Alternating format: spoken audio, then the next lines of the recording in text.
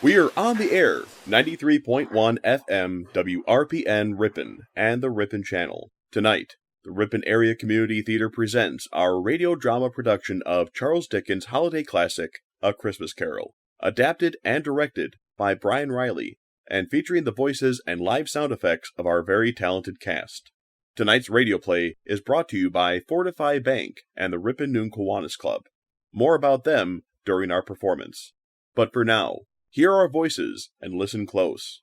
Let us create a world for you through sound. A world of 19th century England. The world of Ebenezer Scrooge, Marley, Tiny Tim, and the three spirits of Christmas past, present, and future. Without further ado, we are proud to present to you Charles Dickens' A Christmas Carol.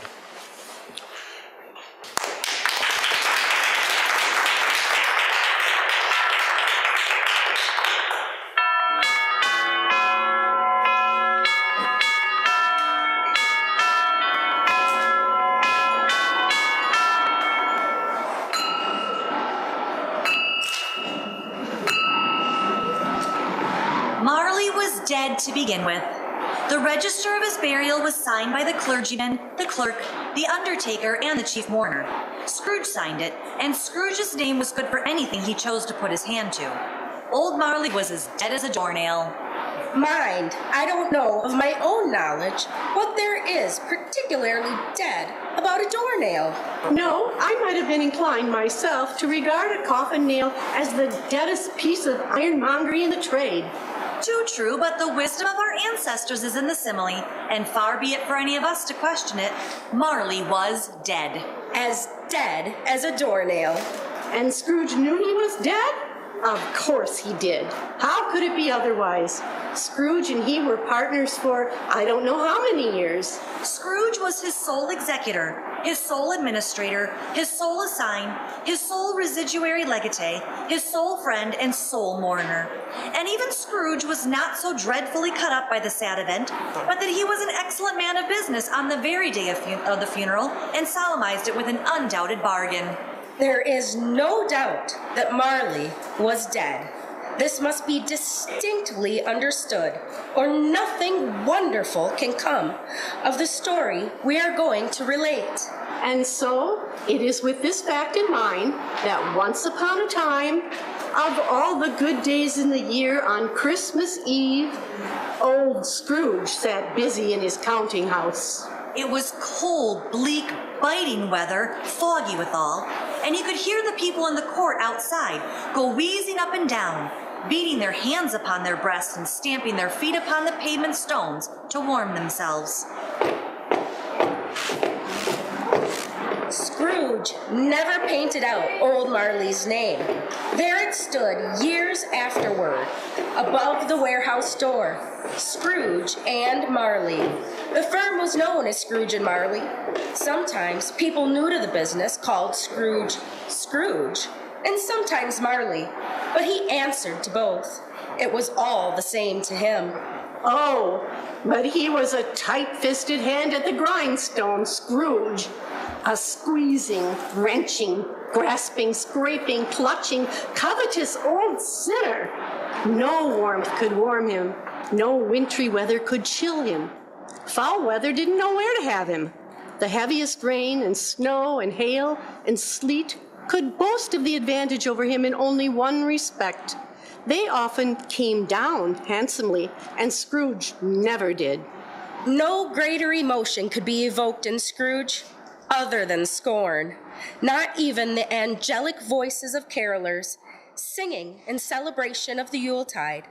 Carolers such as those who gathered outside the counting house right now. God rest ye merry gentlemen, let nothing you dismay. Remember Christ our Savior was born on Christmas Day, to save us all from Satan's power when we were gone astray. Oh, tidings of comfort and joy, comfort and joy. Oh, tidings of comfort and joy. Merry Christmas, sir.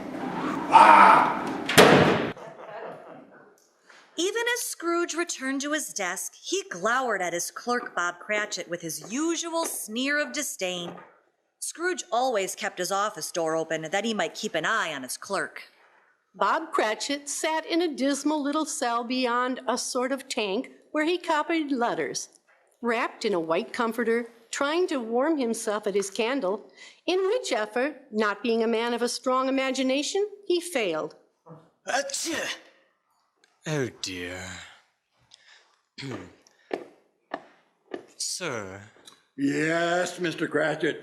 I've noticed, sir. That is to say, well... Spit it out, Mr. Cratchit. It's the thermometer, sir. It's reading well below freezing, sir. That seems to be a recurring condition of its being December, Mr. Cratchit. Do you have any additional news you wish to report? Perhaps a lack of visibility in the dense fog just now? Or that snow is wet when it's melted? No, sir. It's just that, well, your fire, sir, it's fairly small, and mine is so very much smaller. It's practically one coal. I see. I was wondering if you wished me to put in an order for some additional coal for the scuttle, sir? Are you intimating the need for a larger fire in your furnace, Mr. Cratchit? Well, sir... You may order more coal, Mr. Cratchit. As you wish, sir. And while you're at it, place an ad for the evening edition. An ad? For what, sir? Why, for your replacement, of course. You wish to part ways, don't you, Mr. Cratchit? No, forget I said anything, sir. Answer the door, Mr. Cratchit. Yes, sir. Excuse me. Oh, yes, sir. Is Mr. Marley available? I should say not, sir, no. What of Mr. Scrooge, then? He's in. Might I say whom is asking? An errand of mercy. Is that so, sir? Indeed it is. It is my hope that your Mr. Scrooge might make a gracious donation on this most sacred of occasions. Oh, I don't think that's wise, sir. Why is that? Mr. Cratchit, close the door. Complains about the temperature, then stands there with the door open. Mr. Scrooge? No, sir, please, he doesn't... Mr. Scrooge, I presume. My name is Julian Howe. I come on behalf of St. Michael's Church. We're seeking contributions to a fund so that those in need might have some food or drink or a bit of warmth this time of year.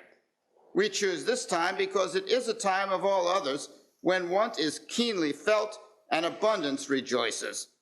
No doubt your liberality will be reflected in a generous offering. No. Have you already made a donation recently? No. I don't understand. Do you wish to remain anonymous? If you must know what I wish to be left alone. I'm afraid I still don't understand. Perhaps that is the heart of both our problems, a lapse in communication. I was not aware the prisons had closed their doors. They have not. Then the Union Workhouse has been foreclosed upon? Oh, sir, they haven't. Though I wish I could say that they were. And you must mean the treadmill and the poor law have been repealed. Oh, sir. I spend enough money supporting those things you say are still in full vigor. They cost enough so that those that are badly enough off should go there. Many can't go there, while others would rather die. Good, then they'd better do it and decrease the surplus population. I do not make myself merry at Christmas, sir, nor am I inclined to make idle people happy. Perhaps I'd be better received by Mr. Marley. You might, he's dead. Oh, dear, I am sorry. When did he go? 7 years ago. 7 years? 7 years ago this very night, as a matter of fact. I see. And in all that time, you've never painted out his name? Why should I? The sign still serves its purpose. There's no sense throwing money away when what I have is perfectly serviceable. Good day. Sir. Yes? It's not much, but... Well, thank you kindly, sir. Excuse me, I don't mean to intrude. No, not at all. I was just leaving. Mr. Howe here is collecting Christmas donations for those less fortunate. Ah, well, let's see what we can do then. Here you are. Well, thank you, sir. Thank you both. Bless you and Merry Christmas.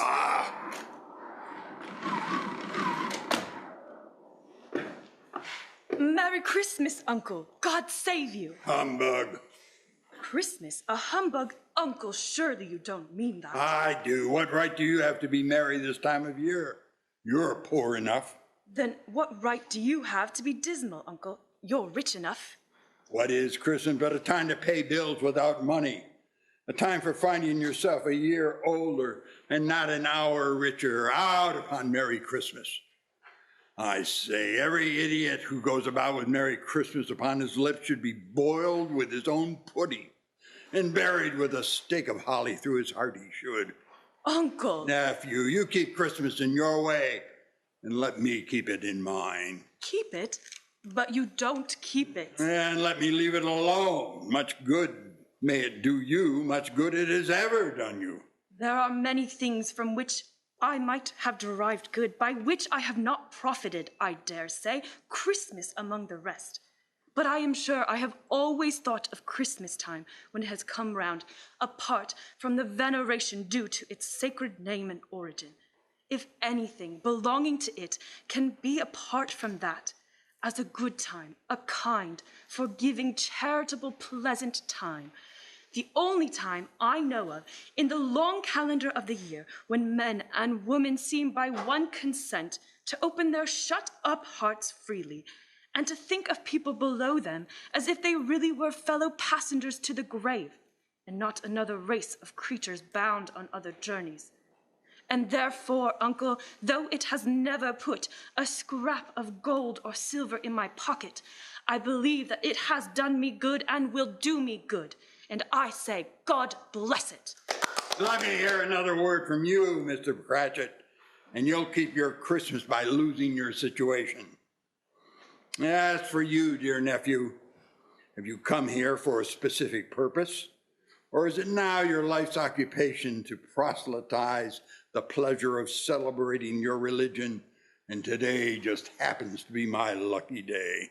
Don't be like that, Uncle. Come, join us for Christmas dinner tomorrow. And why, dear nephew, would I possibly do that? Because it's Christmas, and we're family. You may even bring a guest if you want. Won't you come see us tomorrow? Oh, I will most certainly see you. Will you? I will see you in hell first. But why, Uncle? Why did you get married? Because I fell in love. Because you fell in love. Ha! The only thing more ridiculous than a Merry Christmas. Good afternoon. Nay, Uncle, but you never came to see me before that happened. Why give it as a reason for not coming now? Good afternoon. I want nothing from you. I ask nothing of you. Why can't we be friends? Good afternoon. I'm sorry, with all my heart, to find you so resolute. We have never had any quarrel to which I have been a party, but I have made the trial an homage to Christmas, and I'll keep my Christmas humor to the last. So, a Merry Christmas, Uncle. Good afternoon. And a Happy New Year. Good afternoon. Merry Christmas, Bob. Merry Christmas, sir. Bob, drawing up his comforter tighter around his shoulders, turned back to his ledger, while so too Scrooge returned to his labors with an improved opinion of himself. The fog outside became denser. The ancient tower of a church, whose gruff old bell was always peeping slyly down at Scrooge out of a Gothic window in the wall, became invisible. The clock struck the hours and quarters in the clouds. The cold became intense. The brightness of the shops, where holly sprigs and berries crackled in the lamp heat of the windows, made pale faces ruddy as they passed. Foggier yet, and colder still. Piercing, searching, biting cold. At length the hour of shutting up the counting house arrived. With an ill will, Scrooge dismounted from his stool and tacitly admitted the fact to the expectant clerk in the tank, who instantly snuffed his candle out and put on his hat. You'll want the whole day tomorrow, I assume? If it's quite convenient, sir. It's not convenient and it's not fair. If I were to stop half a crown for it, you'd think yourself mightily ill-used, I'll be bound. And yet you don't think me ill-used when I pay a day's wages for no work. It's only once a year, sir. It's Christmas. Poor excuse for picking a man's pockets every 25th of December. But I suppose you must have the whole day. Be here all the earlier the next morning. Thank you, sir. Thank you, sir. The office was closed in a twinkling, and the clerk, with the long ends of his white comforter dangling below his waist, for he boasts no waist greatcoat, went down a slide on the cornhill at the end of the lane of boys 20 times in honor of it being Christmas Eve, and then ran home to Camden Town as hard as he could pelt to play at Blind Man's Bluff. Scrooge took his melancholy dinner in his usual melancholy tavern, and having read all the newspapers and beguiled the rest of the evening with his banker's book, went home to bed. Christmas. The time for balancing your books and having every item in them through a round dozen of months presented dead against you. Rubbish. Scrooge lived in chambers which had once belonged to his deceased partner. They were a gloomy suite of rooms in a lowering pile of building up a yard where it had so little business to be that one could scarcely help fancying it must have run there when it was a young house, playing at hide-and-seek with other houses and forgotten the way out. It was old enough now and dreary enough, for nobody lived in it but Scrooge, the other rooms being all let out as offices. The fog and frost so hung about the black old gateway of the house that it seemed as if Mother Nature herself sat in mournful meditation on the threshold. Even Scrooge, who knew every brick of the place, struggled to place his key in the lock of the door. No sooner had he done this, it happened. Scrooge! Marley? It is a fact that there was nothing at all particular about the knocker on the door, except that it was very large. It is also a fact that Scrooge had seen it night and morning during his whole residence in that place. Also, that Scrooge had as little of what is called imagination about him as any man in the city of London. Let it also be borne in mind that Scrooge had not given one thought of Marley since his last mention of his 7 years dead partner that afternoon. And then let any man explain, if he can, how it happened that Scrooge saw in the knocker, without its undergoing any intermediate process of change, not a knocker, but Marley's face. Marley's face. It was not an impenetrable shadow as the other objects in the yard were, but had a dismal, eerie luminescence about it. It was not angry or ferocious, but looked at Scrooge as Marley used to look, with ghostly spectacles turned up on its ghostly forehead. The hair was curiously stirred, and though the eyes were wide open, they were perfectly motionless. As Scrooge looked fixedly at this phenomena, it was a knocker again. Humbug. To say that Scrooge was not startled, or that his blood was not conscious of a terrible sensation to which it had been unfamiliar, would be untrue. There was nothing on the back of the door except the screws and nuts that held the knocker in place. Scrooge was not a man to be frightened by echoes. He fastened the door and walked across the hall and up the stairs. Slowly, too. Up Scrooge went, not caring a button for the darkness. Darkness is cheap, and Scrooge liked it. But before he shut his heavy door, he walked through his rooms to see that all was right. He had just enough recollection of the face to desire to do that. But all was as they should be. Nobody under the bed. Nobody in the closet.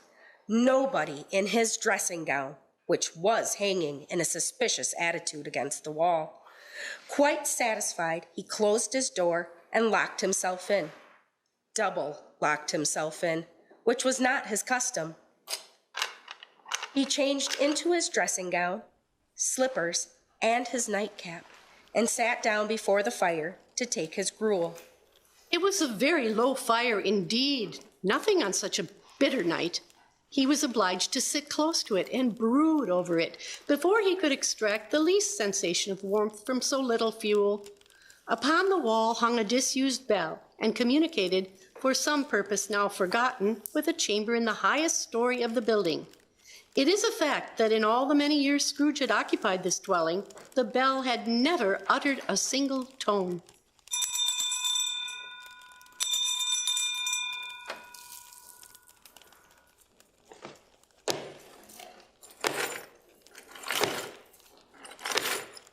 Is someone in the cellar? Answer me. Is there someone there? Humbug, I won't believe this.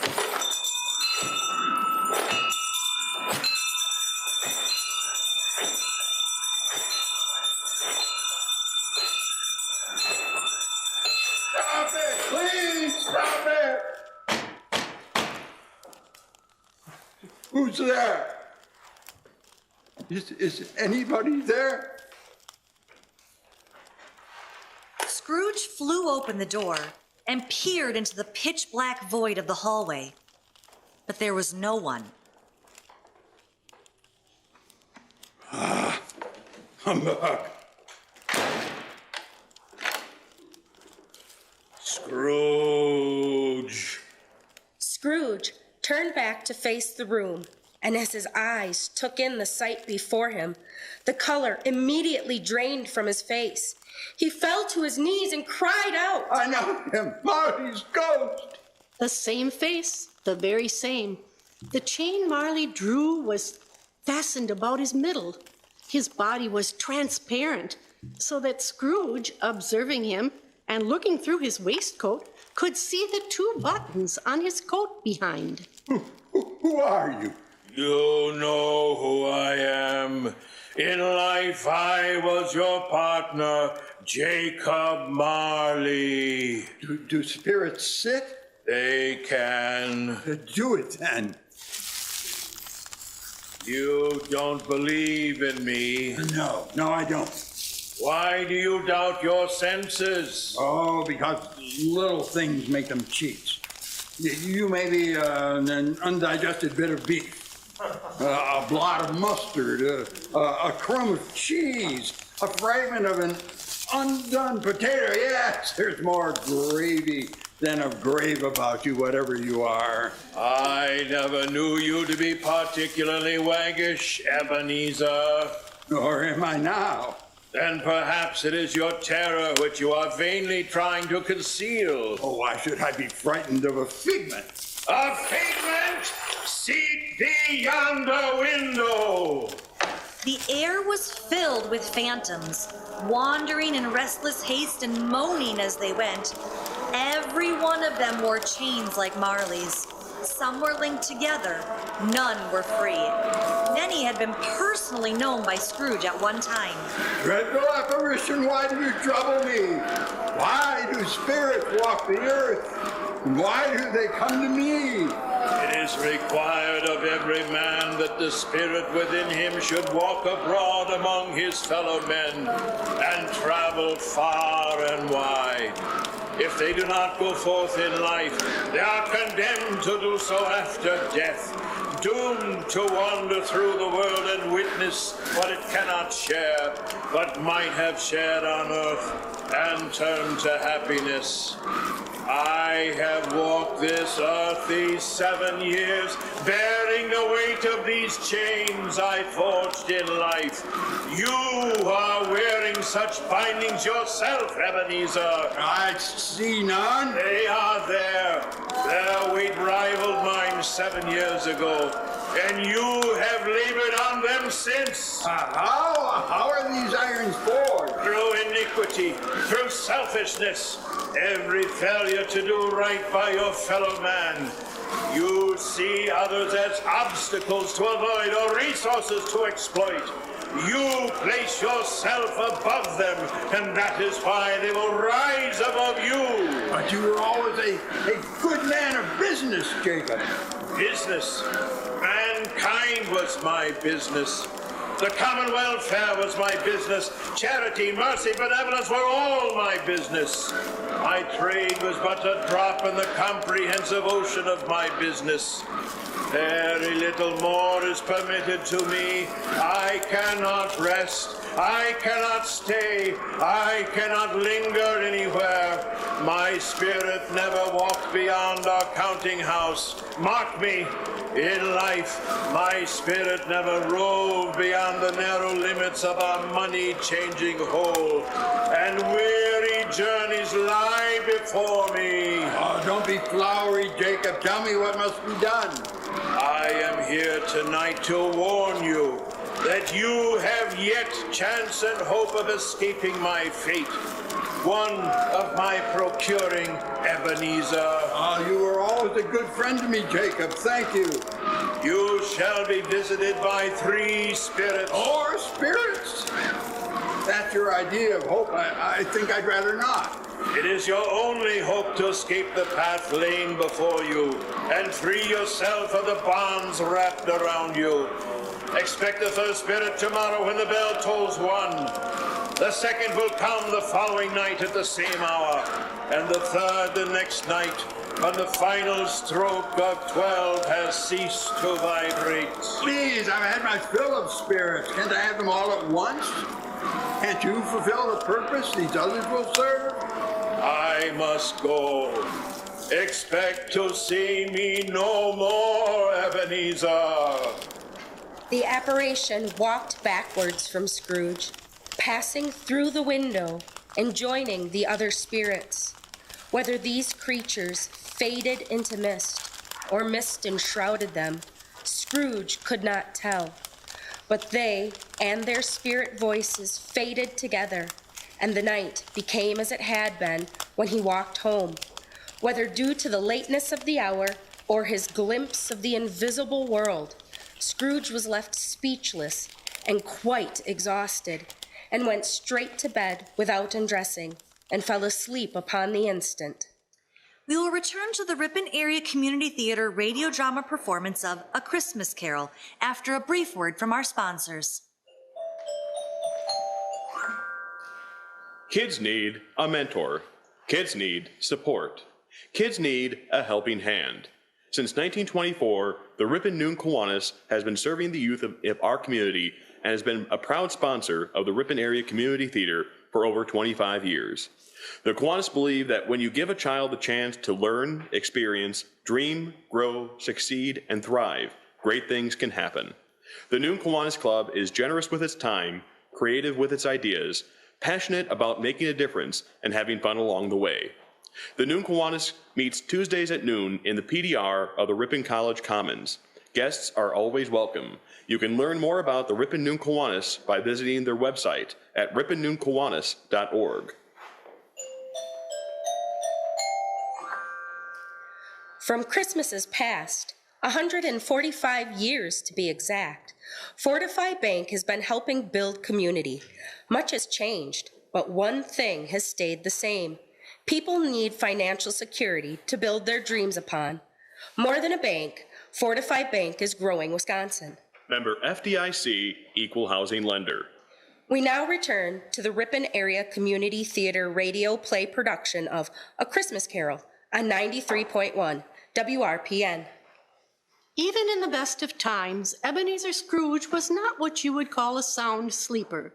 He was never restless nor prone to troubling images during his sleep, and no one, at least in recent memory, invited Scrooge to dream pleasantly, and Scrooge did not oblige. When Scrooge slept, he simply lay unconscious until it was time again not to sleep. And so it had always been. But when Scrooge awoke, it was so dark that looking out of bed, he could scarcely distinguish the transparent window from the opaque walls of his chamber. He was endeavoring to pierce the darkness when the chimes of a neighboring church struck the 4 quarters. Quarter past the hour. Bah!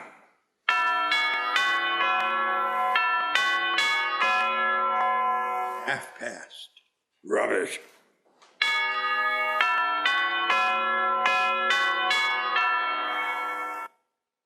Quarter to it.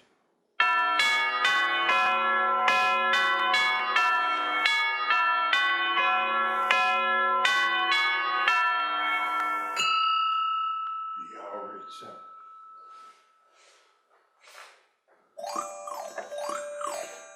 Lights flashed up in the room, and the curtains of his bed were drawn. Scrooge found himself face to face with a strange figure, like a child, yet not so like a child as like someone viewed through some supernatural medium, which gave it the appearance of having receded from the view and being diminished to a child's proportions. Its hair was long and white, as if with age, and yet the face had not a wrinkle in it. Ebenezer. Are you the spirit whose coming was foretold to me? I am the ghost of Christmas past. Long past? No, your past. Come, we have much to see. Well, wait, you are a spirit, can go out where you like. You could pass through that wall and travel far and wide. I am but flesh and am liable to fall or succumb to exposure. So long as you remain bathed in the light of my torch, you shall be able to go where I go. And like me, you will be but a phantom of the times and places we encounter. Come, take my hand and we will be away. No sooner did Scrooge take the spirit's hand, the world swirled before them. When it settled and Scrooge's eyes had adjusted, the view was quite different from the dark bedroom he had been in a moment earlier. Scrooge and the spirit now stood upon an open country road with snow-covered fields on either side. The city had entirely vanished. Not a vestige of it was to be seen. The darkness and the mist had vanished along with it, for it was a clear, cold winter day with snow upon the ground. Good heaven! It's like we're really there. All these trees, I can smell the sap from the pines all around us. The air is crisp and cool, yet I am not chilled by it. I feel the snow beneath my feet, yet I leave no imprint where I walk. Such is the existence of a spirit, a constant observer, present yet intangible, and incapable of having any effect on the world around you. Do you know where we are? Oh, yes. I was a boy here. I spent many days of my youth in that very forest. There's a town right over there. No, this way, just over the hill. Travelers. Yes, but something more. I know them. There's William Thatch and Gerald Wills. Alan Moore, there's Trevor Stevens and his father. They must be heading home for the holidays. Hello, boys. Merry Christmas. They cannot see you, Ebenezer. These are but a memory of things that once were. You cannot change what you see here. So you said, Spirit. Let us move on. Do you recall the way? Oh, I could walk this place blindfolded. Strange to have forgotten it for so long. Let us carry on to the school, then. And on they traveled into the city, Scrooge leading the way. They left the high road by a well-remembered lane and soon approached a mansion of dull red brick with a bell hanging in a cupola on the roof. It was a large house, but one of broken fortunes, for the spacious offices were little used, their walls were damp and mossy, their windows broken, and their gates decayed. The ghost and Scrooge proceeded inside into a long, bare, melancholy room, made barer still by lines of plain deal forms and desks. Spirit, why bring me here? At this particular time, there are no students here. They've all gone home for Christmas. You brought us here, Ebenezer, and the school is not completely empty. There sits a young boy, a solitary child, neglected by friends and forgotten here by his family.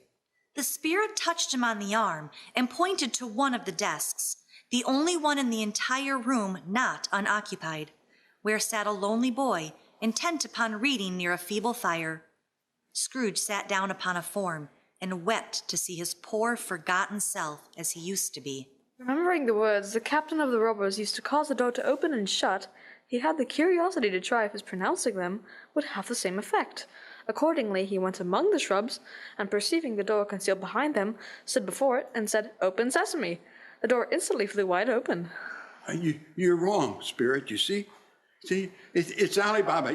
Yes, I know. One Christmas time when yonder solitary child was left here all alone, he did come for the first time, just like that. Poor boy. And Valentine and his wild brother Orson. There they go. And what's his name, who had put down in his drawers asleep at the gate of Damascus. Don't you see him? And the Sultan's groom turned upside down by the genie. There he is upon his head. Serve him right, I'm glad of it. What business had he to be married to the princess? The man thought he was dreaming, but he wasn't. It was the parrot, you know. There goes Friday, running for his life to the little creek. Hello! Hello! He was never alone here, Spirit. Let us see another Christmas. The room rippled around them. It was the same space, but in an instant it had grown older and further into disrepair. The plaster had fallen away from the ceiling in some places, and the windows were dirtier now. Some of them had cracked. It was all just as Scrooge remembered it being. So too did he recognize the solemn child, himself, now older, still sitting alone. Another Christmas, some years later, and still the only child left behind at the school. So it would seem, Spirit. Only now you are not alone, are you? Oh, Spirit, I am not. Scrooge looked at the ghost, and with a mournful turn of his head, glanced anxiously toward the door.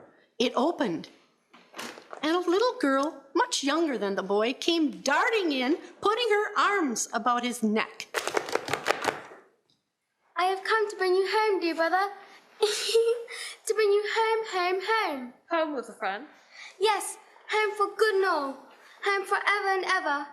Father is so much kinder than he used to be. That home's like heaven. He sent me in a coach to bring you home, so we can be together all Christmas long and have the merriest time in all the world. And you are to be a man and to never to come back here. My dear Fran.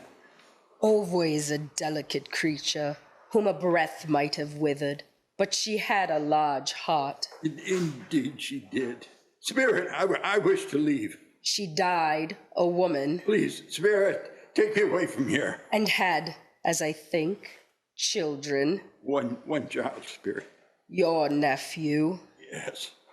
Come, there is still more to see.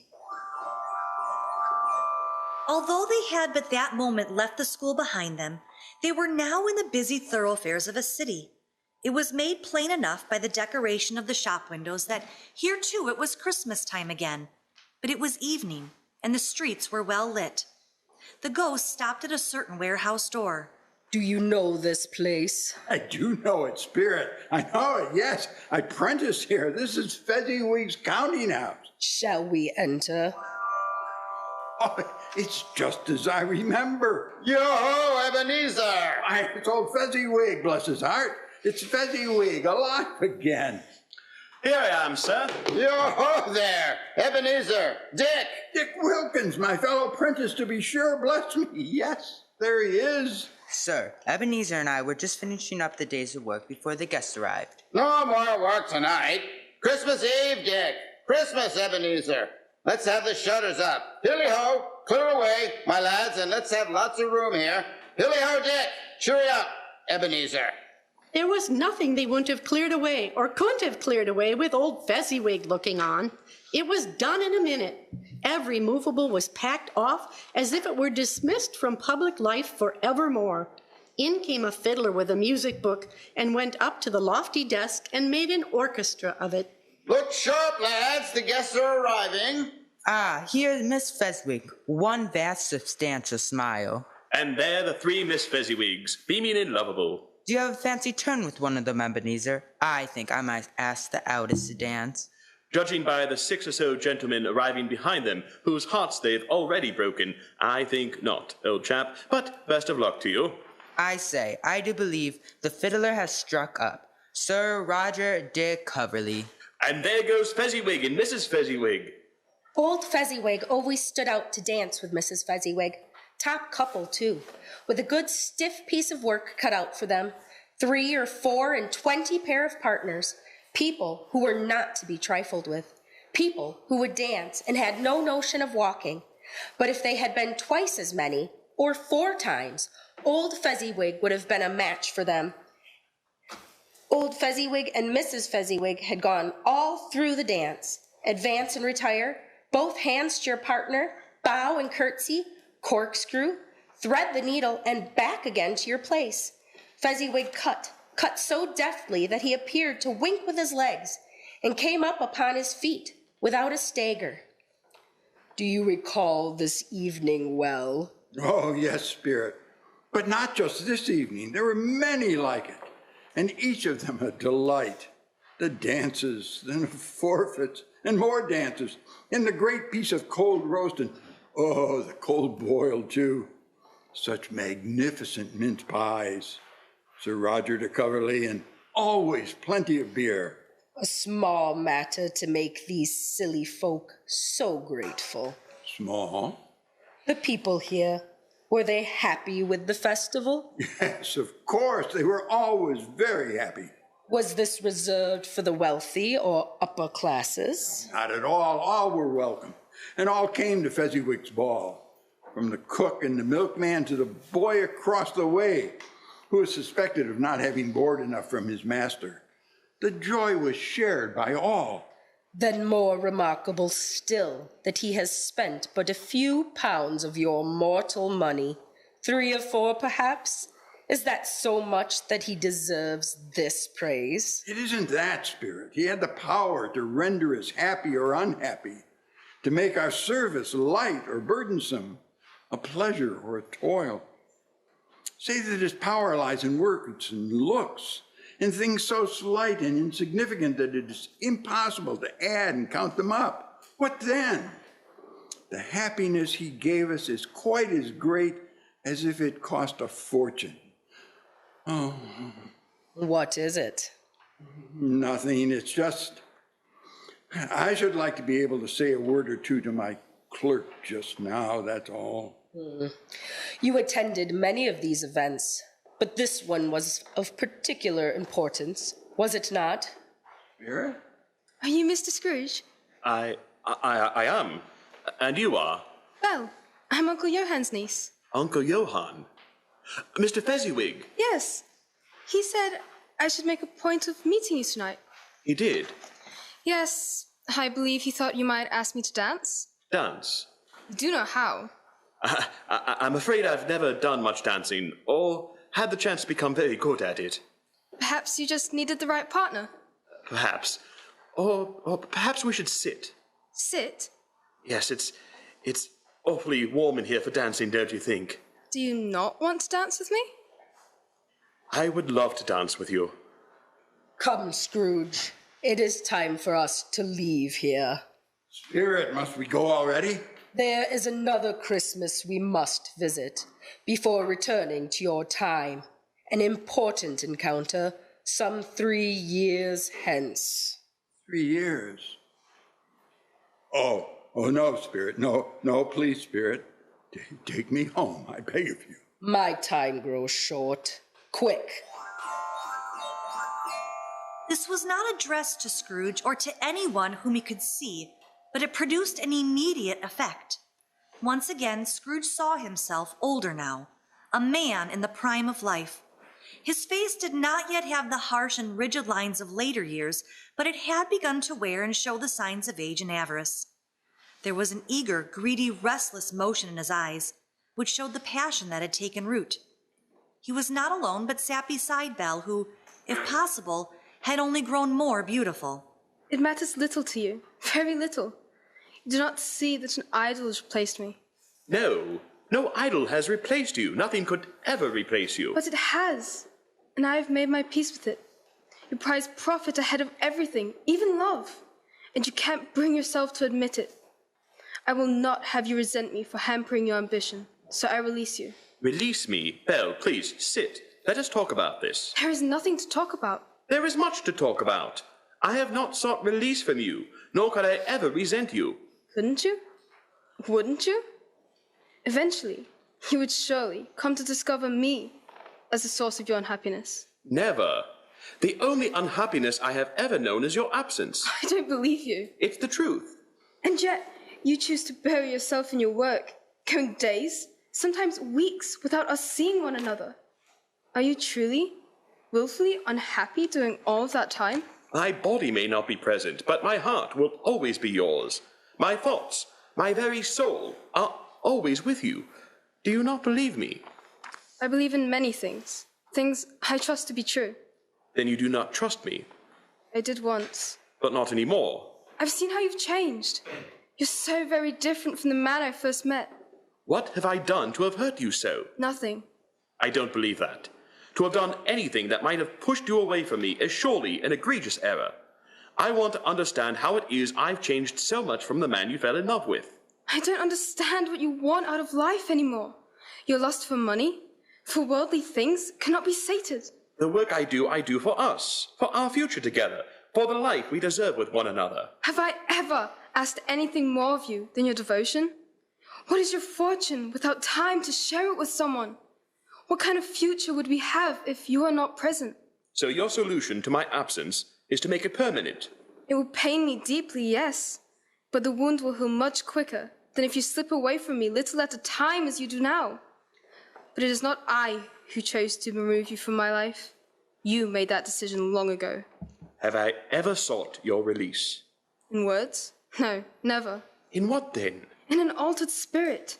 Another hope has its great end. And everything that ever made my love of any value to you. If this had never been between us, tell me, would you seek me out today and try to win me as the man you are now? You think not? I would gladly think otherwise if I could. But if you were free today, tomorrow, yesterday, can I believe that you would choose a dowerless girl? You, who in your very confidence with her weigh everything by gain. Or if you tried to betray your one guiding principle and choose her, would you surely not regret it? That is why I release you, with a full heart of the love of the man you once were.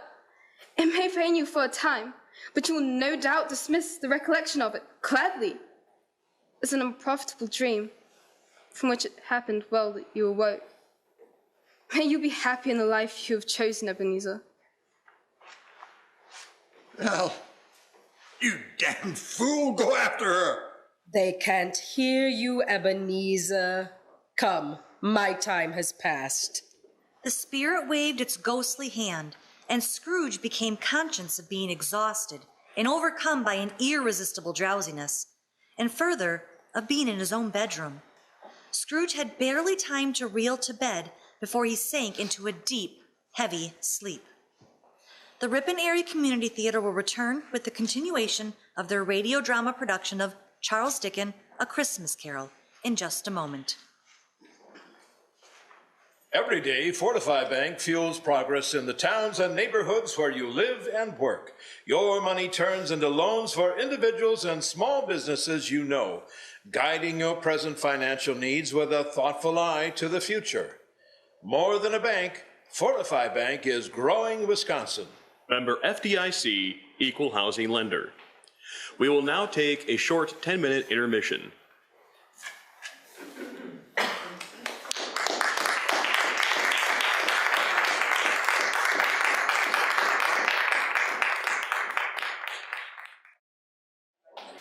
We now return to the Ripon Area Community Theatre radio drama production of Charles Dickens' A Christmas Carol.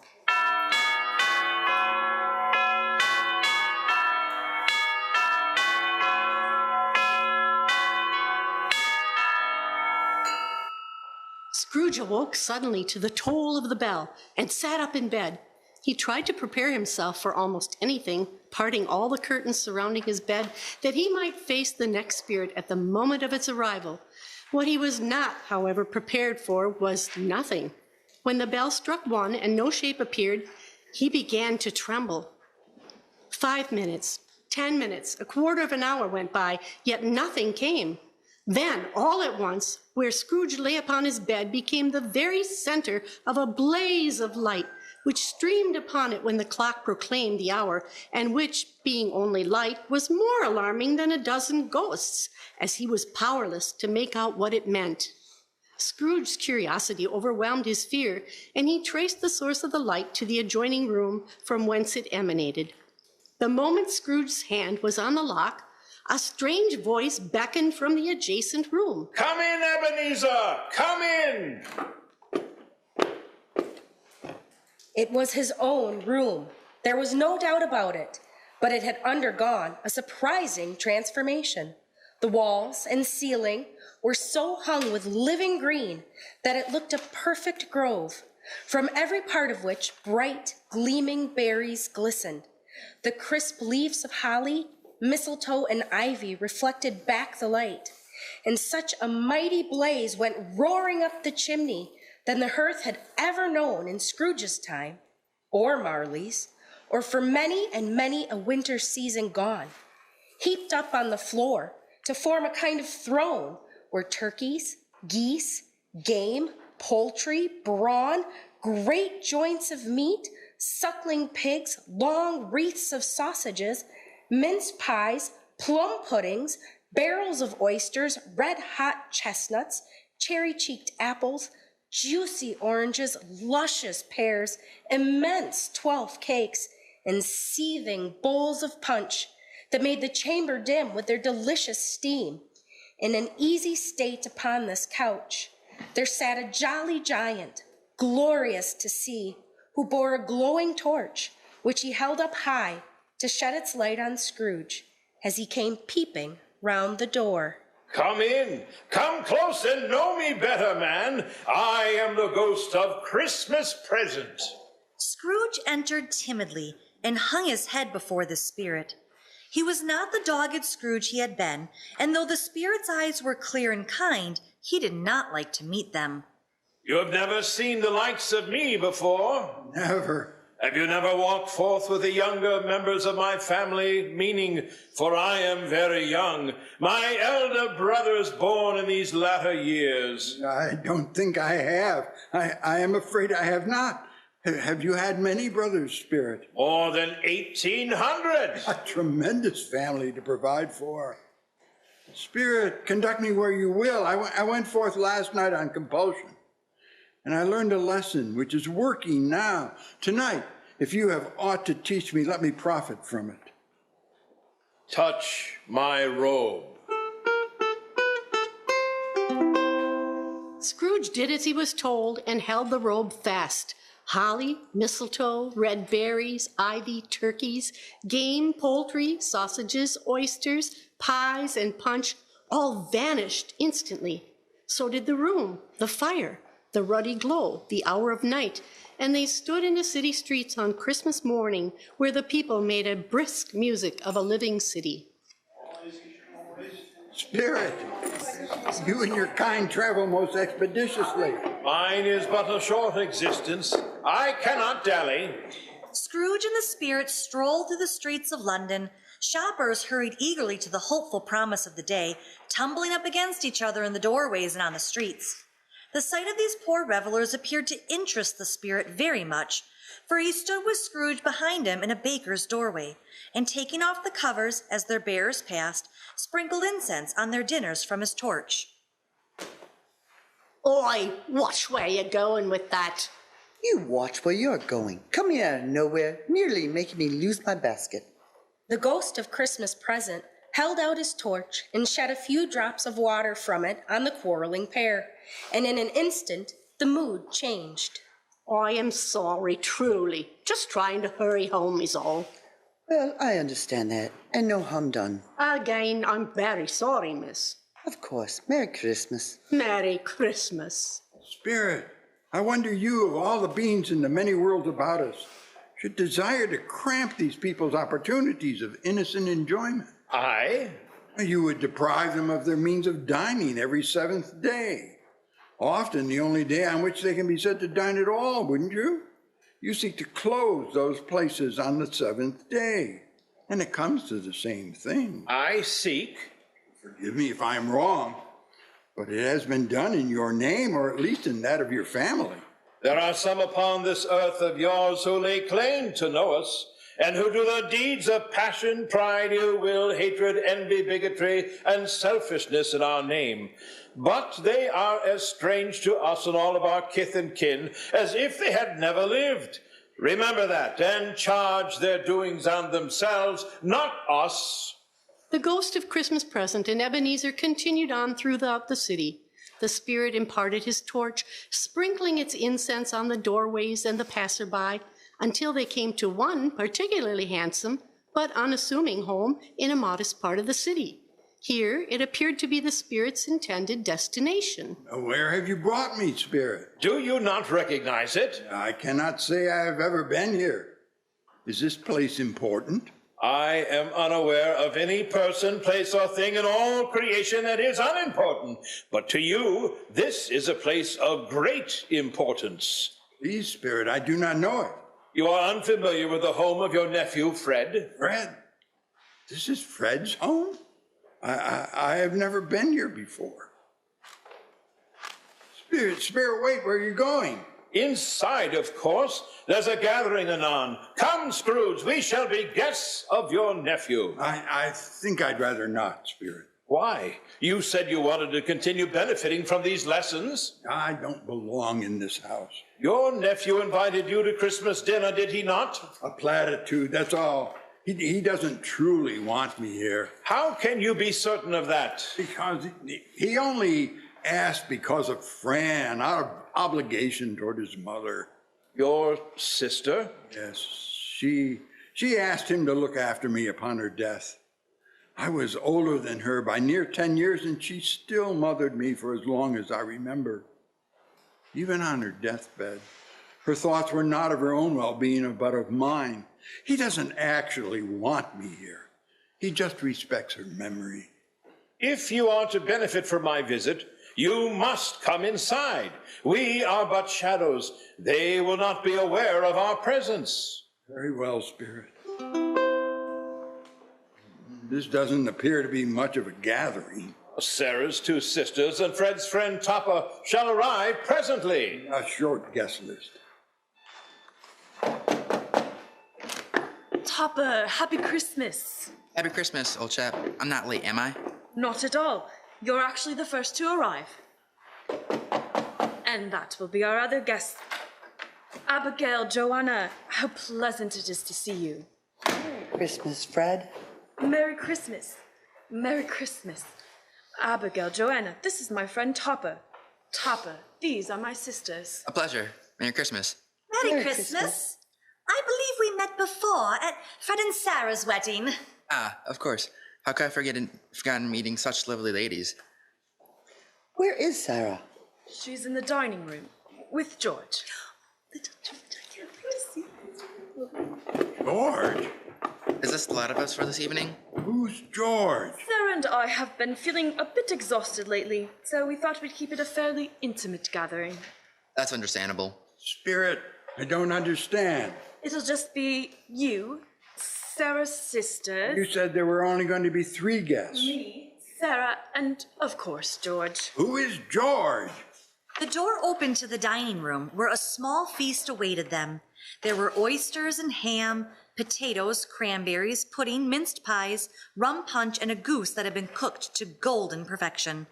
As they entered and took in the delightful aromas, the 2 sisters squealed with delight, unable to contain themselves as they set eyes upon their sister Sarah and her companion, whom she was rocking gently in her arms, the infant, George. Shh! He's just stopped fussing. George? Fred? I had also invited my uncle to join us as well. The miser? Yes.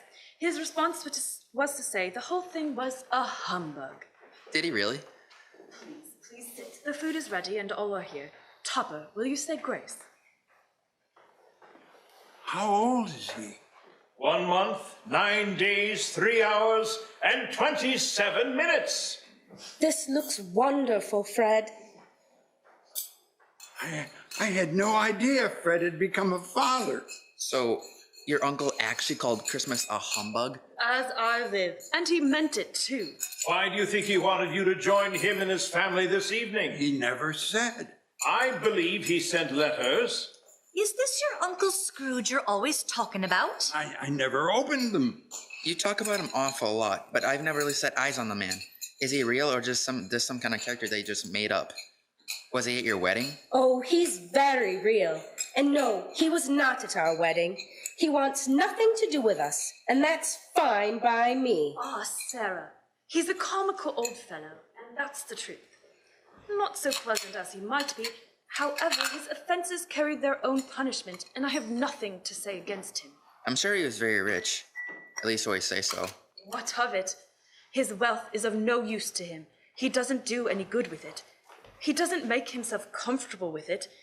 He hasn't the satisfaction of thinking that he is ever going to benefit us with it. I have no patience for him. Nor I. Nor I. But I do. I am sorry for him. I couldn't be angry with him if I tried. Who suffers by his ill whims? Himself, always. Here, he takes it into his head to dislike us, and he won't come and dine with us. What's the consequence? He don't lose much of a supper. Indeed, I think he loses a very good dinner. You worked very hard on preparing all of this for us. My word, Fred made all of this? And he's yet to even meet his nephew.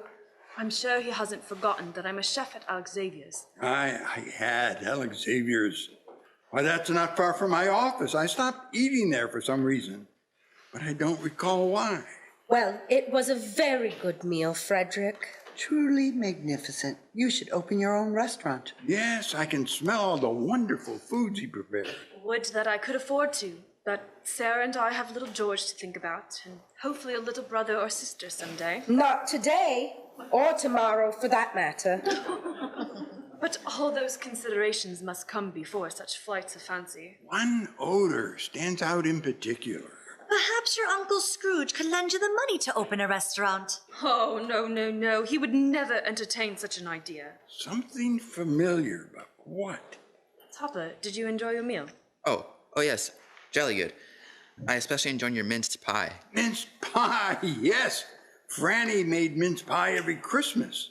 They were my favorite. But she would only make them once a year. I'm glad you enjoyed them. They were my mother's recipe. Oh, Spirit, how cruel fate would have me be a shade and unable to taste even a single morsel of that dessert again. Well, shall we adjourn to the parlor for some games? Oh, good show, Fred. Yes, Blind Man's Bluff. Drat, you can't hear me. How about Blind Man's Bluff? Oh, I like her. Fred and his guests played Blind Man's Bluff, each taking turns with the blindfold. The way Topper went after that plump sister in the lace tucker, I no more believe Topper was really blind than I believe he had eyes in his boots. In my opinion, it was a done thing between him and Scrooge's nephew. Topper made a good show of it, however, knocking down the fire irons, tumbling over the chairs, bumping against the piano. But wherever she went, there he went. She often cried out that it wasn't fair, and it wasn't. But when another blind man was in office, the pair could be found quite confidential together behind the curtains. Scrooge's niece was not among the blind man's bluff party, but was made comfortable with a large chair and a footstool in a snug corner with George, where Scrooge and the spirit were close beside her. When they had had their fill of blind man's bluff, there was music, and after a while they played at forfeits. For it is good to be children sometimes, and never better than at Christmas, when its mighty founder was a child himself. Once young George was asleep in his bassinet, Sarah joined in a game of how, when, and where, at which she was an excellent player, and to the secret joy of Scrooge's nephew, beat her sisters soundly. They all played, even Scrooge, for wholly forgetting himself, that his voice made no sound in their ears. He sometimes came out with his guesses quite loudly, and very often guessed quite right, too. Alas, the spirit turned to him to beckon him onward. My time is short, and we have other places to visit still. Without a word of warning from the ghost, they stood upon a bleak, foreboding street before a small, neglected home. My word, Spirit, what poor soul dwells in this place? Your clerk. Bob Cratchit lives here? Certainly not. He has a family, children, I think. 6 children. 6? I had no idea. Their oldest is Martha, who works for the milliners in Brighton. Her mother expects her presently. Then there's Belinda and Peter, Mary and Paul, and the youngest, Timothy. Bob is on his way home from church with Tim, while Mrs. Cratchit prepares her Christmas dinner with help of her other children. Come, Ebenezer. What has ever got your precious father, then? Your brother, Tiny Tim, and Martha weren't as late last Christmas Day by half an hour. I had soon found I had, but a little past by the place where I had been before, when I traveled on foot to that shore. So taking nothing out of my boat but my gun and umbrella, for it was exceedingly hot, I began my march. The way was comfortable enough after such a voyage as I had been upon, and I reached my old boiler in the evening, where I found everything standing as I left it, for I always kept it in good order, being, as I said before, my country house. I want to read the next part. No, I'm still reading it. You've read for 6 pages. It's my turn now. Mother! Honestly, you two behave, or you won't get any supper. You could be helping, you know. Mother said we could read one more chapter.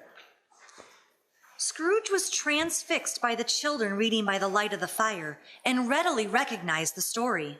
I got over the fence and laid me down in the shade to rest my limbs, for I was very weary, and fell asleep. But judge you, if you can, that read my story, what a surprise I must be in when I was awaked out of my sleep by a voice calling me by my name several times. Robin, Robin, Robin Crusoe, poor Robin Crusoe. Where are you, Robin Crusoe? Where are you? Where have you been? I was so dead asleep at first, being fatigued with rowing for part of the day, and with walking for the latter part, that I did not wake thoroughly. Hello, Merry Christmas. Martha! Why, bless your heart alive, my dear, how late you are. What do you have to say for yourself, young woman? We had a deal of work to finish up last night and had to clear away this morning, Mother. Well, never mind, so long as you've come. Sit down before the fire, my dear, and get warmed up. There's that Martha here. Peter, look at you. You must have grown a foot. You don't say. You'll have to start wearing his father's clothes before long. Hardly anything else fits him. Oh, everything smells wonderful. Can I help with anything? I told you to sit. Your brothers and sisters are all the help I need right now. Belinda, love, your father should be home soon. Would you put out the plates? Yes, Mother. Paul and Mary, put that book away and come help me finish these vegetables. I think I hear Father and Tim. Oh, Martha, you should hide and give him a great big surprise. Hide, Martha, hide. Hello, my darlings. In came little Bob, with at least 3 feet of comforter, exclusive of the fringe, hanging down before him, and his threadbare clothes darned up and brushed to look seasonable, and Tiny Tim upon his shoulder.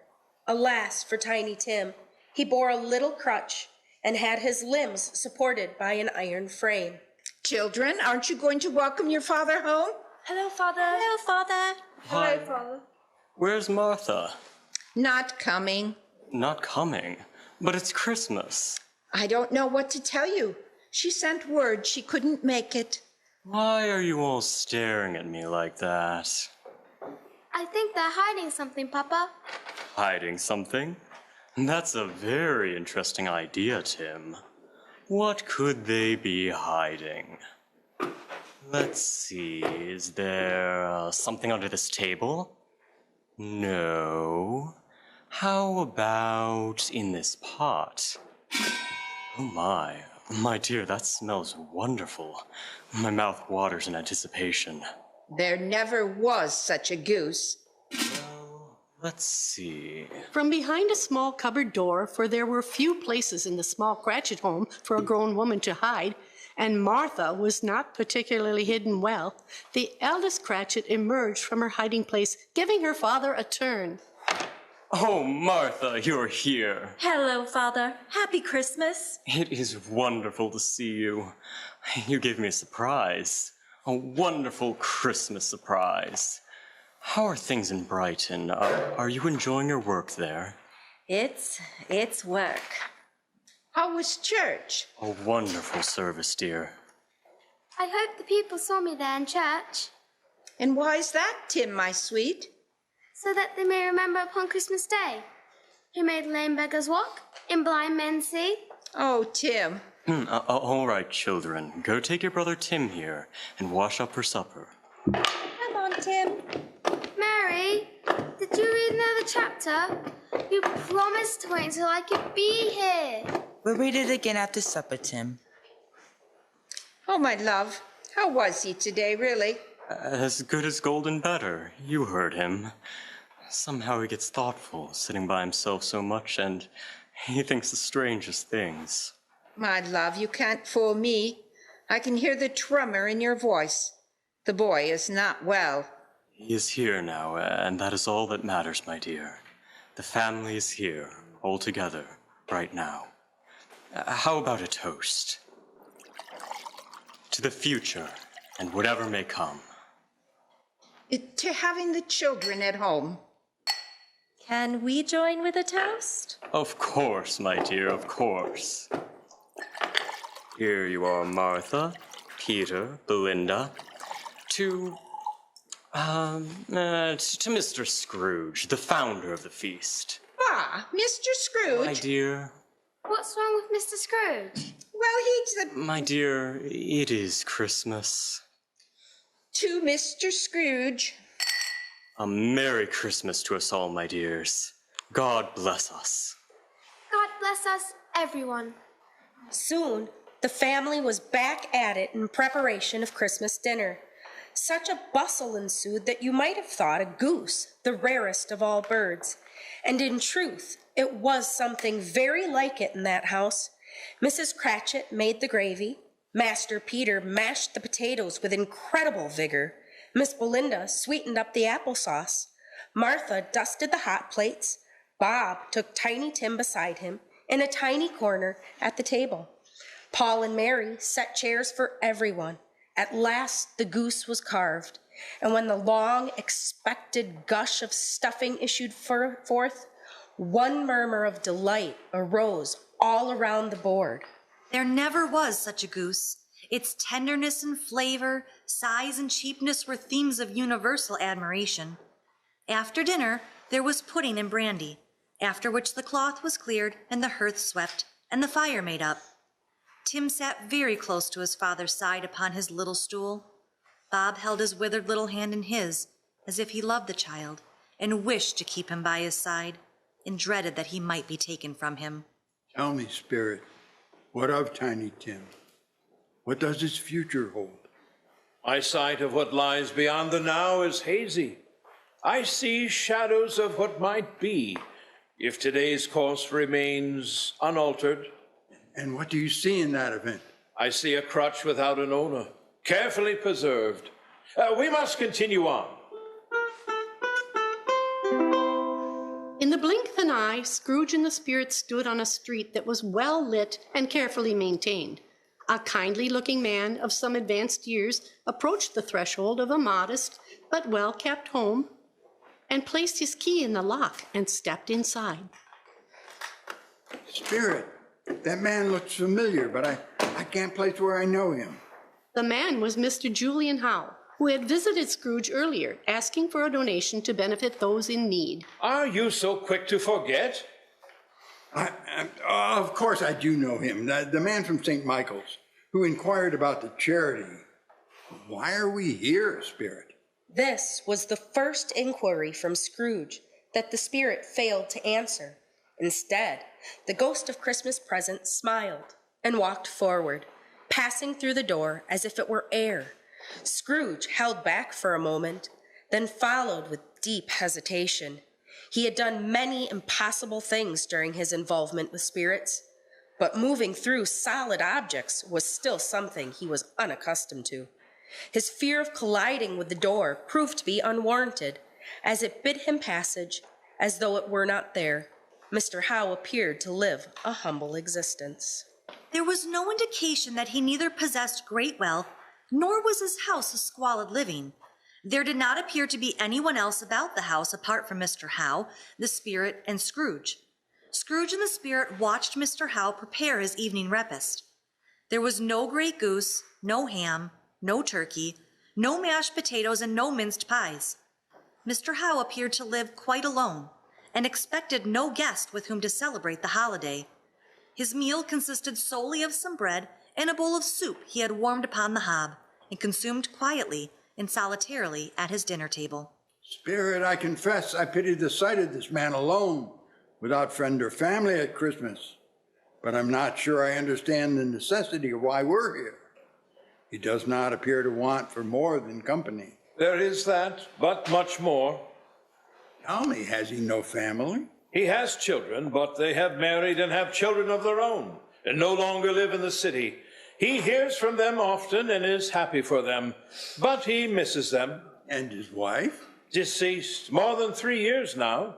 She was a beautiful woman, his Isabel, and he loved her a great deal. Isabel? Spirit, do you mean to tell me? Yes. Scrooge observed the man intently for a moment, as if he hoped to divine from the careworn lines of his face or some other feature about him, or of the house, the tale of the life that had been lived there, the life that, under some other circumstance, might have been his. But Scrooge's time was not his own, and the spirit beckoned Scrooge to depart. Come, we have far yet to travel. And on they traveled. Much they saw, and far they went, and many homes they visited. Many were brightened by the presence of the Spirit. He stood beside sick beds, and they were cheerful. On foreign lands, and they were close at home. By struggling men, and they were patient in their greater hope. By poverty, and they were rich. In almshouse, hospital, and jail.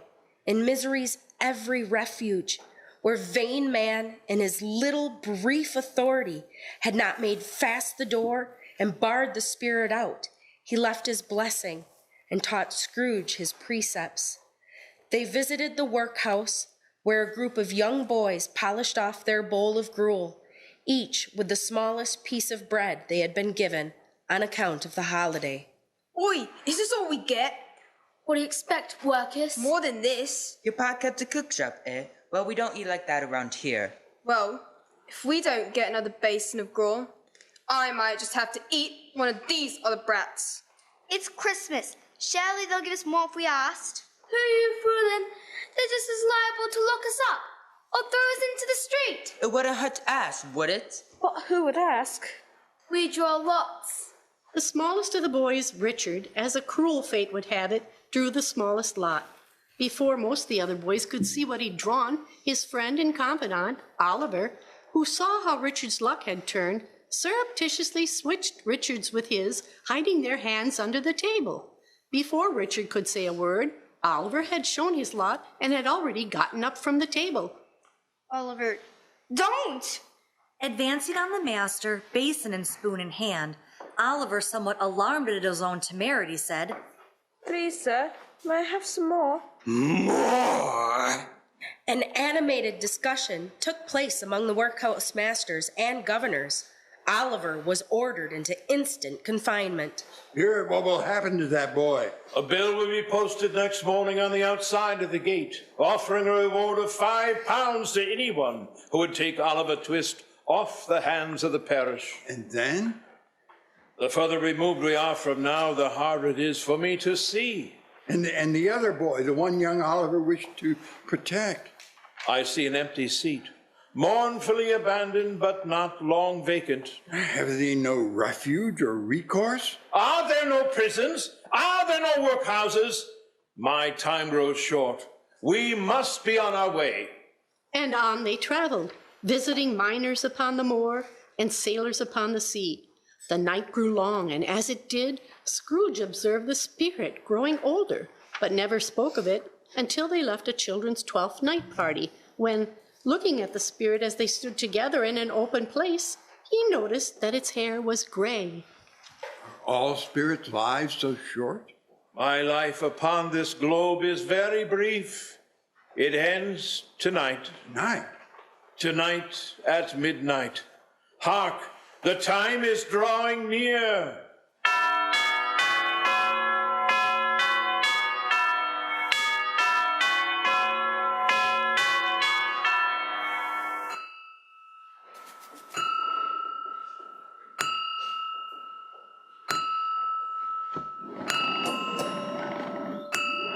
Scrooge looked about him for the ghost and saw it not. His last stroke ceased to vibrate. He remembered the prediction of old Jacob Marley, and lifting up his eyes, beheld a solemn phantom, draped and hooded, coming like a mist along the ground towards him.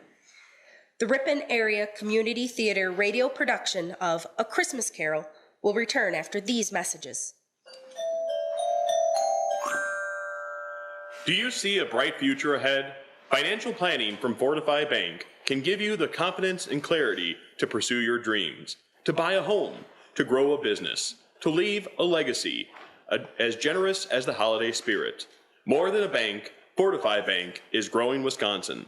Member FDIC, Equal Housing Lender. Founded in 1996 as Ripon Summer Players under the dedicated direction of Ken Hill, our community theater began as a collaboration between the Ripon Noon Kiwanis Club and the Ripon College Theater Department, and has grown into much more. Over the last 25 years, we have entertained thousands of audience members, featuring performers as old as 7 and as young as 90. Our productions have been a place for friends and family in and around our community to share our art on and off the stage.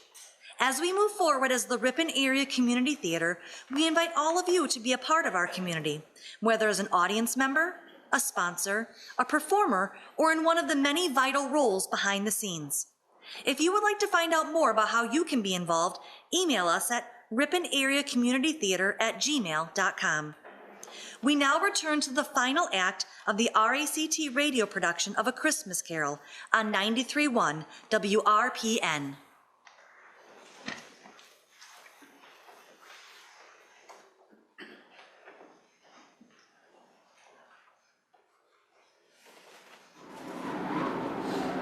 I take it you are the third spirit. Survival was foretold to me. You are the spirit of Christmas future, Christmas yet to come. The other spirit spoke to me. Are you to say nothing? Show me where you will, that I might learn from it. In an instant, Scrooge found himself and the ominous spirit transported to another place and another time. The city seemed to rather spring up about them and encompass them of its own accord.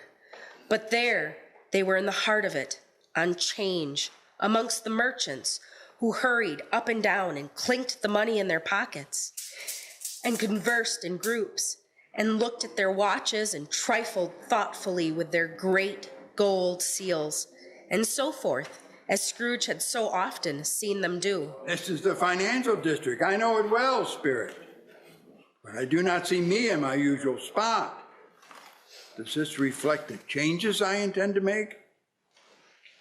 The spirit stopped beside one little knot of businessmen. Observing that its hand was pointed to them, Scrooge advanced to listen to their talk. No, I don't know much about it either way. I only know he's dead. When did he die? Last night, I believe. Why, what was the matter with him? I thought he'd never die. God knows. What has he done with his money? I haven't heard. Left it to his company, perhaps? He hasn't left it to me, that's all I know. It's likely to be a very cheap funeral. Upon my life, I don't know of anybody to go to it. Suppose we make up a party and volunteer. I don't mind going if lunch is provided, but I must be fed if I make one. Spirit, of whom were these men talking? Someone noteworthy yet heartless? How does my future tie in with such a man? Are they speaking of me? I have been giving great thought to making certain changes in my life. Please, Spirit, tell me it's not too late to effect change and avoid such a cruel epitaph. The spirit stared at Scrooge in silence, its face hidden beneath its dark robe. With a wave of its hand, Scrooge and the spirit were once again transported, this time finding themselves in a pawnbroker, where Scrooge sees a man and a woman enter. After you, ma'am.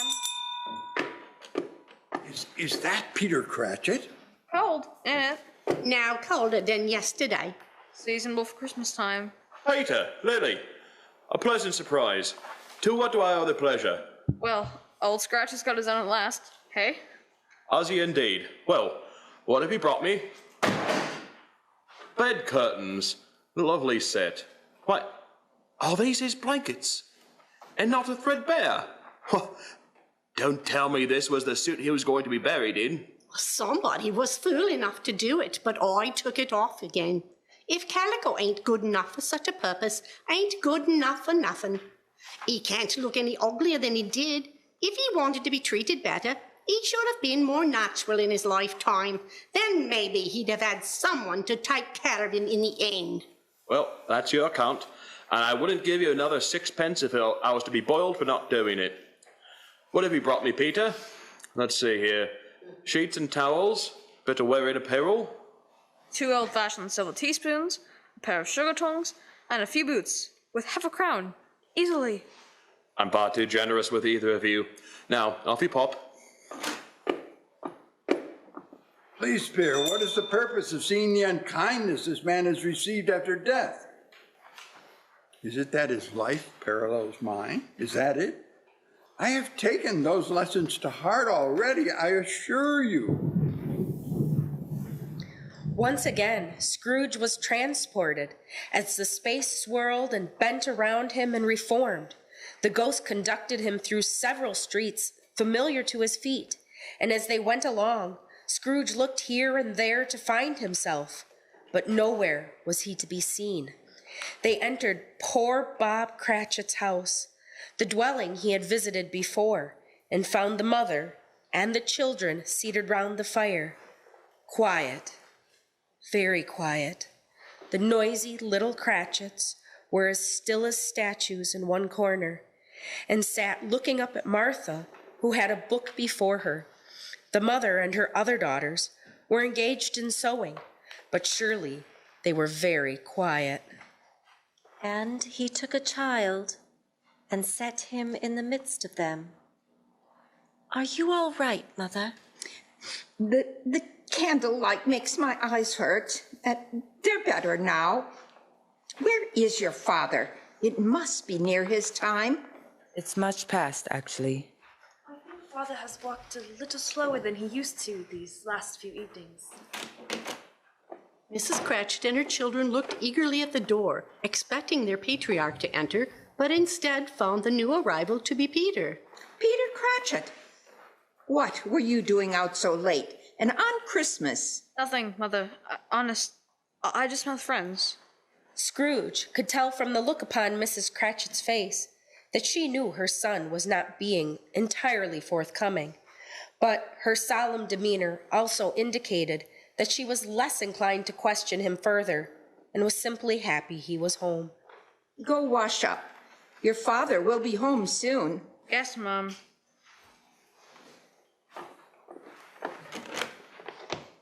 Hello, dear children. Hello, Father. Father. Children, go wash up. Yes, Mother. Yes. Robert, you went today, did you? I wish you could have gone. It would have done you good to have seen how green a place it is. But you'll see it often. I promised him that we would walk out there on a Sunday. My little child. Bob broke down all at once. His wife wrapped her arms around him immediately and openly wept with him. After a moment, the children returned. Father, are you all right? Come here, my darling. Bob Cratchit embraced his youngest daughter, holding her close, the other children gathering near. I won't forget him, Father. Not ever. I know, my darling. I know. Spirit, what does young Tim have to do with the men discussed by the businessmen earlier? Or the pawnbroker? They cannot be the same individual. What lesson am I to learn? Why do you show me these things if they're not related? Who was that deceased man earlier? Is there nothing to be done about this innocent child? Answer me, Spirit, please. The spirit would not answer Scrooge. Rather, it lifted an eerie, decayed hand. Scrooge turned to follow where the specter was pointing and found that once again he had been transported in an instant. They were no longer in the Cratchit house, but outside. It was late, and the fog was thick. It took a moment for Scrooge's eyes to adjust to the darkness, but soon he made out the faint impressions among the mist that chilled him to the bone. For the Cratchit home had been replaced by a graveyard. Are these the shadows of things that will be? Or are they shadows of things that may be only? Please, Spirit, I'm not ready for the grave.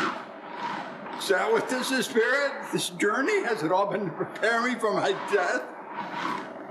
Men's courses shall foreshadow certain ends, which persevere. The course cannot depart. Am I not able to depart from my life's dedicated course because my life is past? Tell me it's not too late. As ever, the ghost of Christmas future was unyielding and did not respond to Scrooge's plea. It held out its hand and pointed beyond Scrooge to a particular grave nearby. Whose tombstone is that, Spirit? Is it mine? Is it Tim's? Whose is it? The spirit continued to point, and Scrooge steeled himself and approached the indicated marker. Drawing a deep breath, Scrooge let his eyes fall upon the tombstone to take in what it had to say. He exhaled sharply as his eyes came into focus. It was blank. There was nothing written upon the stone facade. Not a word nor character had been etched into it. I don't understand, Spirit. No name, no dates. What does it mean? Speak, can you? Why is there a tombstone without anything inscribed on it? Is it because the future is not written? Is that it? Is that what you're trying to tell me? Then why is it here at all? Unless, of course, this grave is always here. From the moment of our birth, this will always be our future. We take for granted that we are only here for a short while, that we never know when our time will be up, that we die is certain. This tombstone is mine, as much as it could be Fran's, or Tim's, Fred's, or Isabel's, Marley. I understand. Now, Spirit, I do. It is not a question that we die, but how we live, how we fill in the blanks.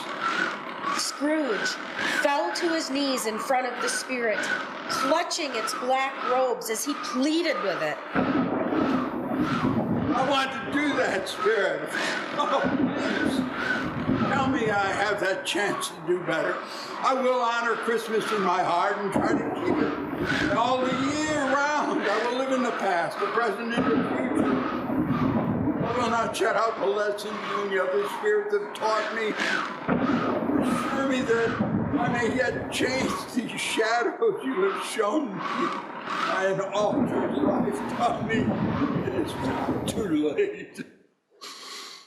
Holding up his hands in a last prayer to have his fate reversed, he saw an alteration in the phantom's hood and dress. It shrunk, collapsed, and dwindled down into a bedpost. Yes, and the bedpost was his own. The bed was his own. The room was his own. Best and happiest of all, the time before him was his own, to make amends in. I'm home. I have returned, and it's morning. I don't know what to do, but which day is it? Scrooge hurried to the window and threw it open. You there, boy! What day is today? Today? Why, it's Christmas Day. Christmas Day! They did it in one night? Why, of course they did. Of course they could. Boy, do you know the poulterers in the next street but one at the corner? I should hope I do. Oh, an intelligent boy. A remarkable boy. Do you know whether they've sold that prize turkey that was hanging up there? Not the little prize turkey, the big one. What? The one as big as me? Oh, what a delightful boy. That's the one. It's hanging there now. Marvelous. I want you to go and buy it. Are you mad? No, I am in earnest. Go and buy it and tell them to bring it here that I may give them the direction where to take it. Come back with the man and I'll give you a shilling. Come back with him in less than 5 minutes and I'll give you half a crown. The boy was off like a shot. The lad's enthusiasm knew no bounds. I'll send it to Bob Cratchit. He shan't know who sent it. It's twice the size of Tiny Tim. Scrooge wrote down the address with an unsteady hand, but write it he did somehow. In 4 short minutes, the young boy and the poulterer and the turkey arrived at Scrooge's home. It was a turkey. He never could have stood upon his legs, that bird. Scrooge paid the young lad and the poulterer as well as for a cab for the poulterer to deliver the turkey to the Cratchits, as it was much too far to carry it to Camden Town. Immediately, Scrooge was back inside, where he shaved, dressed himself all in his best, and at last got out into the streets. By this time, people were pouring forth as he had seen them with the ghost of Christmas present, and walking with his hands behind him, Scrooge regarded everyone with a delighted smile. As he made his way through London, his stride was dedicated to its course, but did not possess the intent of a brooding man. Instead, there was a spring to his step, a liveliness he had not known for many years, and the people he passed along the way did not step aside or shudder in his presence, but rather found a warmth about him that none could remember being associated with old Scrooge. Many would call out to him with blithe tidings of the season, and for each he would genuinely reply, Merry Christmas! God bless you. His first stop was the home of his nephew, Fred. Uncle, why, what brings you here this day? Did you not invite me to your home for Christmas dinner? Well, yes, I did, but it's not for several hours. Besides, you had said you had no intention to come. That's all I had. But if it's all right with you and with your wife, I believe I'd like to accept your invitation after all, if it's not too late. Of course. We'd be glad to have you. Oh, splendid, splendid. You had said I might invite a friend, yes? Yes, certainly. If you have someone in mind. I might. I shall return at the appointed hour. Uncle, there is... Is George asleep? I hope my knocking didn't wake him. George? No, Sarah's singing to him. I look forward to meeting my new nephew. My apologies for not saying so sooner, but congratulations to you. And give your wife my love. Thank you, Uncle. You wouldn't happen to be baking mince pies, would you? As a matter of fact, I am. They were my mother's recipe. Wonderful. We have much to discuss, Fred. Merry Christmas, nephew. Merry Christmas, Uncle. Fred, who's at the door? I'm not sure, to be honest. It looked like my uncle. Scrooge went to church and walked about the streets and watched the people hurrying to and fro, and found that everything could yield him pleasure. He had never dreamed that anything could give him so much happiness. In the afternoon, he turned his steps toward St. Michael's and knocked on the door. Yes? Scrooge and Marley. Mr. Scrooge, how can I help you? I seek your pardon for my reception yesterday, or lack thereof. If it's not too late, I wish to make a contribution. Scrooge took out a pouch bulging with coins and handed it to Mr. Howe. My word, there must be at least... Yes, there are a great many back payments included here. And I hope to help in the future in whatever way I can. I don't know what to say. Thank you, Mr. Scrooge. May God bless you. May he bless you for the work you do. Scrooge turned to leave, but hesitated with a lingering thought. Making up his mind, he turned back to Mr. Howe. Sir, it was brought to my attention recently that you had a wife named Isabel. Would by chance her last name have been Piermont? Well, yes, it was. Did she have an uncle by the name of Johann Fezziwig? Did you know my Isabel? Long ago. Are you Ebenezer? She mentioned me? Yes. I understand she passed away. 3 years ago. I am so sorry.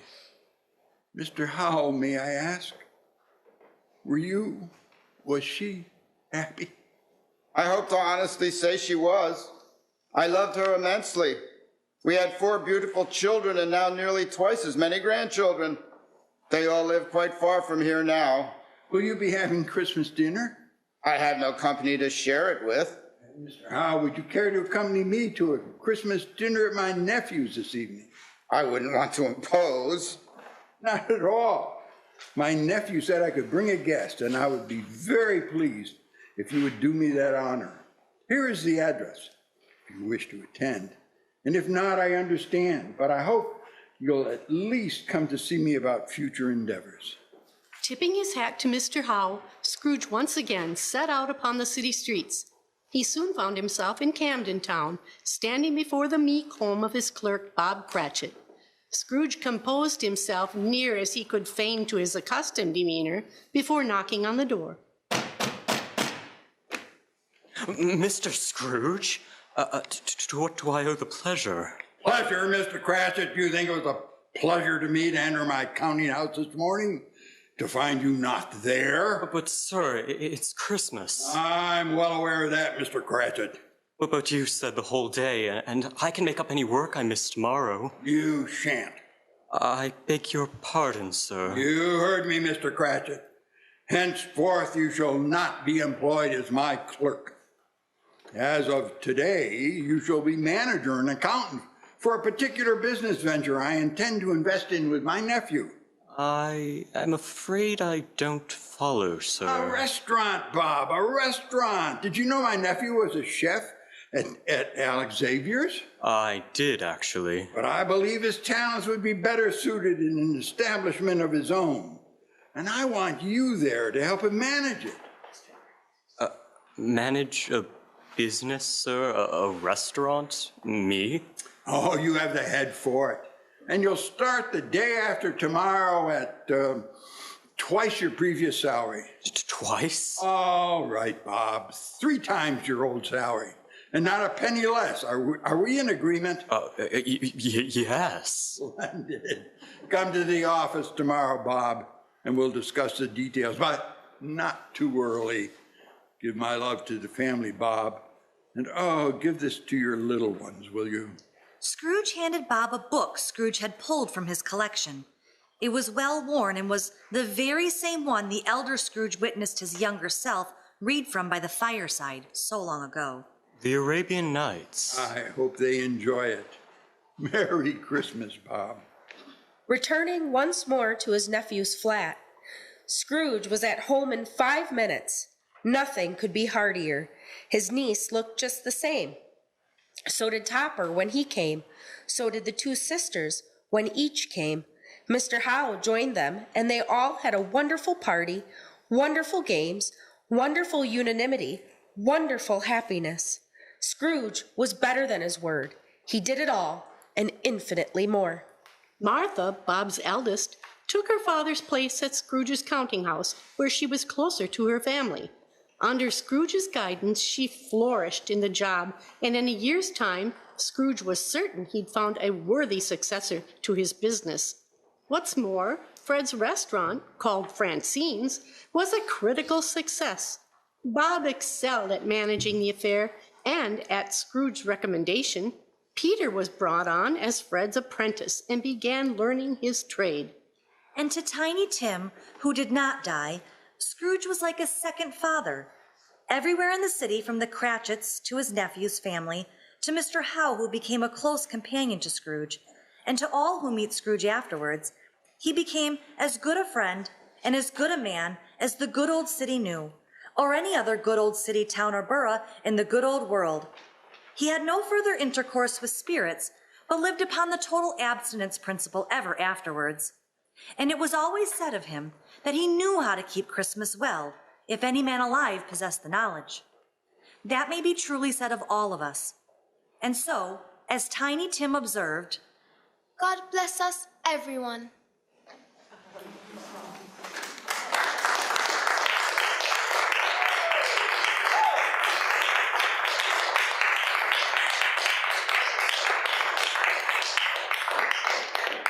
This has been the Ripon Area Community Theatre radio play production of A Christmas Carol on 93.1 FM, WRPN Ripon, and on the Ripon Channel.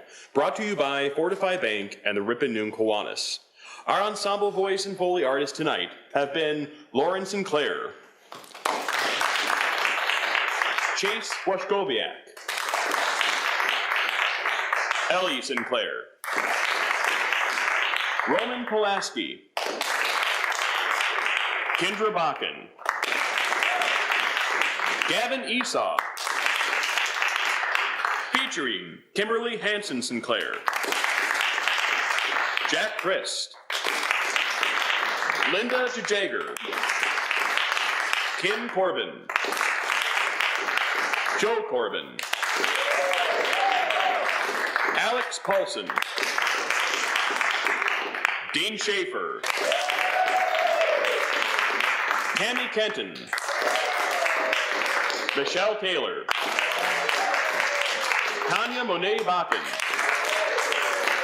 and Doug Northrup as Ebenezer Scrooge. I'm Brian Reilly. Thank you and good night.